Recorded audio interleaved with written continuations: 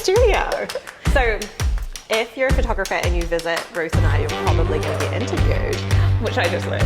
Which she just learned because she just turned up here this morning. I was like, we're going to interview you. That's what we're going to do. We're going to put you on the spot and ask you some weird questions or some questions that we've been emailed through to see if we can get some answers for the rest of you guys who are watching. So Tashina, just let's start this off with how long you've been doing this, what do you do, and like, do you have a specialty or anything like that? Okay, so I would say that I officially started doing this 2018. Ooh, yes. So I'm coming up 4 years now. Yeah. Since I launched my website and my business model. I specialize in weddings. Yes. And pretty much right now we're in full swing of wedding season. Yeah, right in the middle of it. You're going to a wedding after this. I am literally on my way to a wedding. Way to start your morning. Yeah. So 2018 you started this, and I know that you shoot photo and video for weddings, right? So yes. How did that come about? That was from Chris Turner. Oh yeah. Everyone knows. And Chris is like, you should really be doing hybrids. We all need to be doing hybrids. It's where the direction of the wedding industry is going, and it's proven to be the case with COVID. Yeah. That videos really saved my business and kept it going because people want video now because it's that much more important to them. Yeah, they want video and they want live streaming too, right? Yeah. That's like a big, massive thing, because if our clients can't have all their family and friends with them, us being able to actually video for them, or even have an associate or a second come in and video alongside us within our own brand, it means that we're solving all their problems and we're giving them a full solution instead of just being like, oh yeah, I can take photos for you, but you need to go hire somebody else, which there's nothing wrong with that if that's not something that's in your, I guess, bandwidth for adding to your business. But I know for both me and for you, like adding video into our business has been massive, right? It has been. Yeah. It makes a big difference, especially at the moment. When you started, how long have you been doing video with your business? 2019. Oh yeah. Sort of late in the season, 2019, I did my first video. Yeah. So you added it on within like a couple of years, like a year of starting your business, right? Yeah, but basically the switch to Sony. Yeah. That helped, right? Really helped me with that. It just made it so much easier. But I believe the first wedding I did was actually done on Canon. Yeah, me too. Yeah. And the switch came a couple of months later, but it was good. Yeah. I mean, to be fair, I didn't find it that hard to do it on Canon at the same time as doing it on, it's the same time as shooting photos. No, it wasn't that bad. It wasn't that hard. You still had the record button on the Canon, so it was just still really easy just to press the button. Yeah, like it's not that bad. You can definitely do it regardless of what system you have, but I do think Sony helps us. Yeah, it's just the stabilization, just a little bit better. Yeah. A little bit less documentary style videos, right? Exactly. So adding video into your business, it saved you throughout COVID times. We're having a lot of lockdowns and restrictions now on weddings still, so this is like massive for it. Do you shoot anything else though? Like do you do headshots or commercial work or anything as well? Yeah, so I do a bit of commercial work. So last week I was actually in another photography studio doing a promo video for Marissa. Oh yes, yeah. Yeah, so we have got promo videos for her and for the other agents in her complex. So she has like a lash extension and microblading and makeup artists and that. So we just did an all-encompassing sort of video, but everyone's going to get their individual little commercial shots as well. And it's basically just the way that social media is geared now with promoting videos, and that people are realizing that they need to do their business promotion not just in a static form but also in the video format. So so you're seeing a lot more commercial work come through for video as well. That's really cool. I know that you recently did a cafe video, right? Like you even interviewed the owner and stuff. Yeah. About like his journey coming back to opening? Yeah, so that was a bit of a personal project because we got to the end of the last lockdown and I realised that I hadn't personally documented anything about the last 2 years.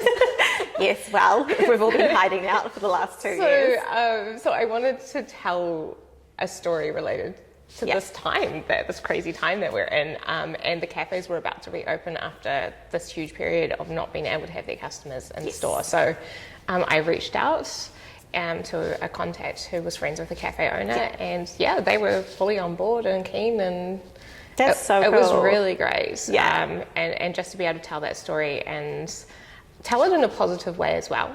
Yeah, because we touched on how tough it had been, but we really wanted to talk about the joy that was coming back to the world of everybody finally being able to meet up and see each other. And it was really good. I think that was definitely portrayed in your video. Like, I remember watching it and being like, wow, that's like, they really care about they're not consumers, they're not clients, customers? Basic customers, friends and family. Customers, but friends, I guess, because their customers become their friends.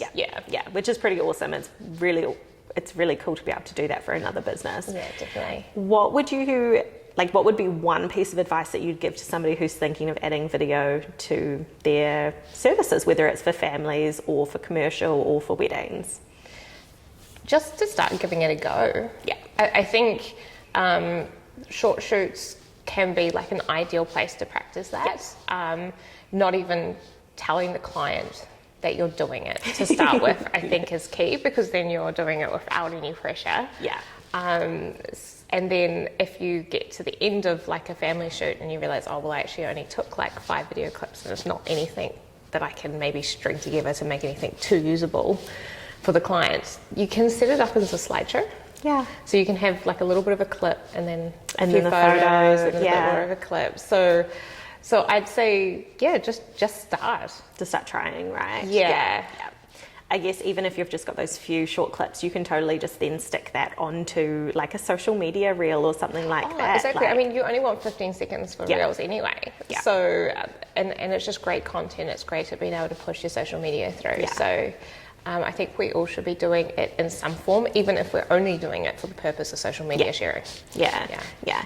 Do you, where do you see your business in 2 years' time? 2 years' time. On the spot now. Haley. I'm really happy with where I am this year. And that it's, touch wood. I'm pretty sure the table's probably not even made of wood, but we'll take it. But yeah, I mean, we've got a little bit of uncertainty ahead of us. But, yeah, we do. But as where it stands, I'm really happy with where I am this year. Into next year, I see myself looking more into outsourcing options just to help with the business. I've just seen so much growth this year that it's proving a little bit hard. Well, proving that I don't maybe have the necessary support systems in place that I need to have. So now we're trying to juggle that on the fly with hopefully next year I'll have that set up pre-season and it'll be a little bit easier. Like have all your systems in place before you go into your wedding season. And have my team in place to work along with me. And because I know you're doing some outsourcing at the moment. What are you outsourcing? So at the moment I'm outsourcing ceremony edits. Okay, so that's videos, right? That's videos, So basically that's meant that something that's very linear, that doesn't need a lot of creativity put to it, I can outsource and produce the final product, but it doesn't. I know some people say that ceremony edits are quite quick and easy to do. I do not find them quick and easy to do. Neither do I, to be fair. I don't either. I feel like it's very time consuming to watch your multiple tripod footage and pick which ones to put over at what time. I feel like it could be quick if you used one camera, but it's not if you're floating and you've got your 2 tripods. Yeah, so I'm generally working between 3 camera angles. Yeah. So, and then having to sync the audio and everything. So I find it's very time consuming for me. I also don't enjoy it. So I therefore procrastinate it and watch TV while I'm doing it, which is counterproductive on actually getting it done. So I will pretty much do any chore, including housework, instead of this particular thing. Editing ceremony edits. So outsourcing ceremony edits has been a good move for me. Yeah. I feel like that's a good indication that that's something you can let go of. Like if you don't like a task, there's nothing saying we have to be the ones that are doing it. We can have more people in our team, more people to help us go through doing all the stuff that we kind of, when we start our businesses, maybe hold on to really tightly and think that we can't give it to anybody else because it's our creative baby and we're not allowed to let go. But knowing that, you know what, I actually don't enjoy doing this. My time is better spent doing this, that, or the other, or spending it meeting new clients or marketing myself, and giving that task to somebody else is such an awesome thing. Exactly. And while I looked at highlights in the end, I decided that was something that I couldn't let go of. That was my creative storytelling. That was me knowing my clients and knowing who they were as people. Yes. Yeah. And therefore telling their story. Whereas if I handed that on to somebody who didn't know them, then it wasn't going to be the product I offered. Yeah. So it is learning what things you can let go of and what things you need to hold on to. Yeah. I'm the same. I feel that if it's a highlight video, I generally want to do the edit because I know the story, I know the important players. However, my assistant often comes to those weddings with me, so she sees that in person. So that's really good for me in that sense. And then I can be like, okay, you remember what the day was like, you knew who was important, you know the storyline. But if I'm sending it to my other assistant who doesn't actually come onto the shoots, she has no idea what's going on, and I would have to relay that information. Yes. However, sending her a wedding to edit, so fine, because they don't need to necessarily know that stuff if we've already gone through and culled the wedding and picked what photos to provide. Photo editing is completely different. Yeah. It's very easy to send that off for them to use your style and your format of editing, and then for you to come back and tweak. So no, definitely that can be another avenue for a lot of people. I'm not sure I'm ready to let go of that one yet either, but I know, we've talked about this, Maybe I can figure out some more automated tasks in my workflow, and that will help. I think one of the big massivest things that has come from outsourcing a lot of my own business, and I know Ruth has found this as well, is that we have to be really clear in our systems. So it means that like things that we might have put into a spreadsheet or kind of like this, that, or the other, or put onto post-it notes on the wall or something, we do need to be more specific and streamlined in the systems, which does help us be more productive, and then it helps whoever's helping us as our assistant or VA or whatever editor. They know what the steps are. So it can really speed up everything that you're doing. I think that's a big piece of advice to anybody that's thinking about doing any of that stuff, right? Yeah, definitely. Are you full-time? I am full-time. When did you go full-time? I went full-time at the end of 2020. Oh my goodness, so right in the midst of the pandemic. Yeah, technically I went to go sort of full-time at the beginning of 2020, sort of not really knowing where that would go, but I did have a temp job back up at that point for the winter, because you don't go full-time at the end of a season, you go full-time at the beginning. So it was right through that, and it was nerve-wracking. We had no idea what COVID was going to throw out to us 2020, 2021. And yet I knew I was too busy to keep going the way I was going. Right? So, and people say when you go full-time, your business just explodes. Yeah. And it's so true. And that because you have the time to put into your marketing, you have the time available to follow up with those leads, give the customers the service that they deserve. It was just so much better. And even my husband, who was a little doubtful. I do remember this. I remember talking to you about this and how he felt about the whole situation. And has said numerous times over the last year, it was the best move you could have done. Yeah. So, it's proven to be good. So I encourage it if you're thinking about doing it. Thinking about it, and you've got enough to see yourself through.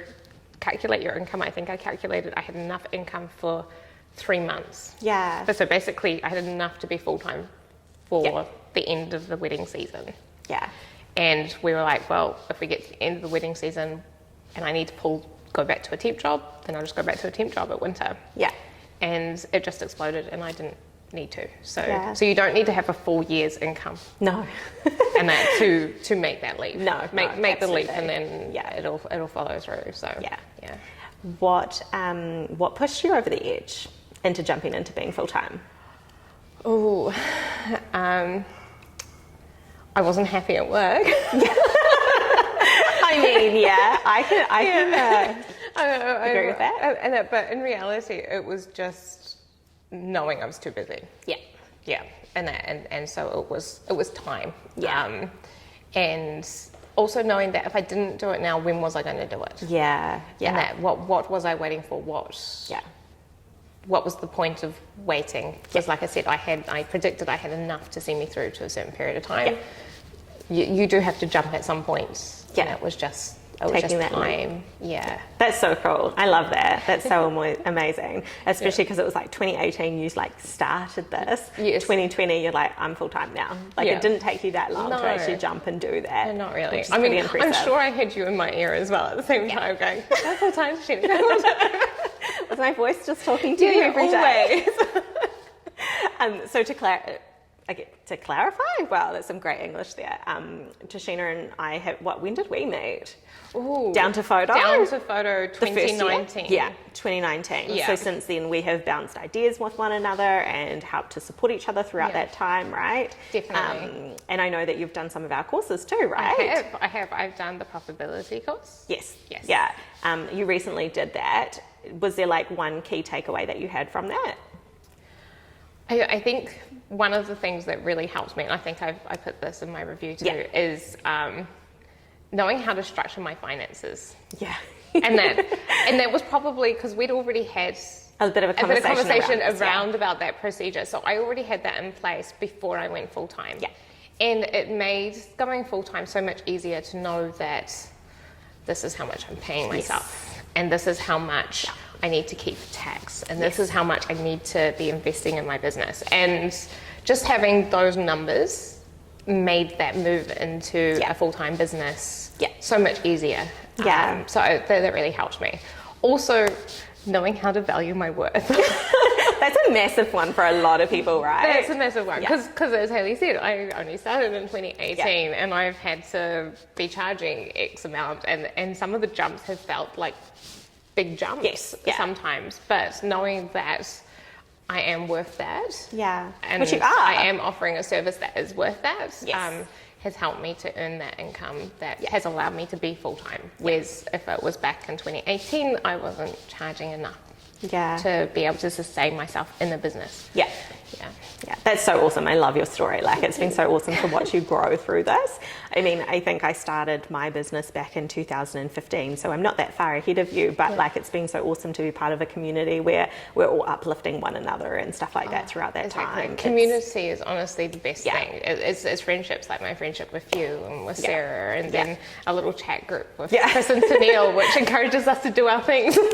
So we have a procrastination chat group. Is that what we called it, right? Yeah, procrastination chat group, which is probably inaptly named because it's to counter I feel like we kind of procrastinate by posting it a little bit maybe, but it keeps us on track. So we're each sharing a little bit about what we're going to do, our 3 tasks for the day, and making sure we update each other at the end of the day and say, yes, I achieved this, or we're just sending some messages to one another to be like, yes, you can do it, or whatever it might be. And it just helps encourage you to keep going. It also can encourage you to be focused for the day. Yes. Because I think there's accountability, because if you don't do it, they're going to judge you, right? Yeah, it's like, so that task that was on there on Monday, Wednesday, here it is again. And you don't want to be that person. No. You want to have it done on Monday. Yes. So it really does hold you accountable. Yeah, I love it. Yeah. Oh, it's such a good thing. So we highly recommend like anything where you can put yourself in a position of creating a community with people. I think most of you guys will know, but we have the Facebook group. You can post this in there. Yes. You could literally put your 3 tasks for the day in there, and we would all hold you guys accountable too. Yeah. To finish up, did you have any questions for me? Ooh. Yeah. Is there anything that pops to mind? I guess with the studio, because when I met you, you were just doing weddings. Yeah, I was. Studio. Yeah. So what made you decide to take the leap and the responsibility of a studio? You put me on the spot now. I love it. Okay, so for those that don't know, I actually opened, well, I guess I didn't open it. I was meant to open it on the 1st of April, which if you're in New Zealand... Which year, Hayley? Was it 2020? Was that our first lockdown? I think it was our first lockdown. 2020. So April the 1st, 2020, the studio was meant to open. I'd taken over the lease. We then went into our first level 4 lockdown in New Zealand, and nobody could do anything. And I couldn't get in here. I was responsible for paying this commercial lease, and I was like, well, cool. And then influx of wedding cancellations and postponements come, and I'm just sitting there being like, wow, I picked a really great time to do this. But I still jumped onto that. I still, as soon as we went level 3, started ordering all the furniture, got the place set up, got it opened. So we managed to do it. It was a big risk, absolutely. However, I had looked at what I was going to have coming in from weddings over the next 12 to 24 months of my bookings, and said, okay, I know, just like when I left my full-time job to do this, that I'm going to have this much income coming in. I know that this is going to be able to sustain my business in my studio, even if I don't make any money from it. Yeah. Like, it is a risk. There is a risk of that. So I opened my studio. And the reason I did that is because I wanted to, one, have this space where I could actually be coming to work as opposed to working in my home. It made me more productive and stuff. Two, I love taking portraits. I love doing more creative things that are one-on-one with people as opposed to at a wedding. So it allowed me to fulfill that side of my passion for photography. And the sidebar of that is having a studio when you've moved to a new town, like I did at that time. I moved 5 hours away from where my business was originally located. It was street appeal. People walk past, they know who I am now because I have this space. So that was a massive part of it, as well as the marketing side of it. That's awesome. Yeah. So that was kind of, did that answer your question? Yeah, I think so. Yeah. Yeah. It was a big risk. It was really exciting. I've loved it. I mean, look at it now. Yeah, it's pretty. Yeah.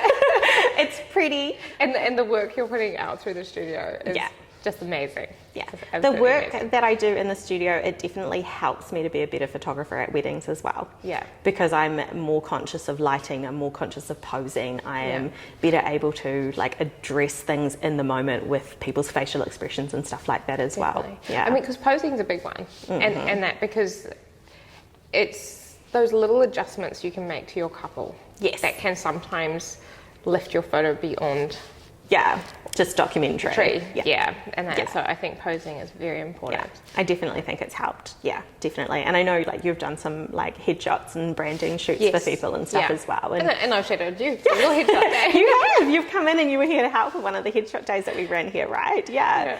So it definitely helps, I think, to do other genres or to do things that creatively fulfill your soul. Because definitely. Weddings are great and all, but they're hot, they're summer, you are working to a timeline that's not controlled by you. The idea is the client's, the theme is the client's, so it can be nice to do something that's for yourself. And you put a lot of yourself into it. You're emotionally attached to your clients. Yes, absolutely. For weddings and that. So it's sometimes nice to then, like you say, be free rein on just being creative and do something different. Yeah, absolutely. Did you have anything else, or should we wrap this up so you can get off to your wedding? No, I think I probably need to get out of here. Soon. So so thank you. Thank you so much for coming and visiting me and visiting Kate, and like it's been so great.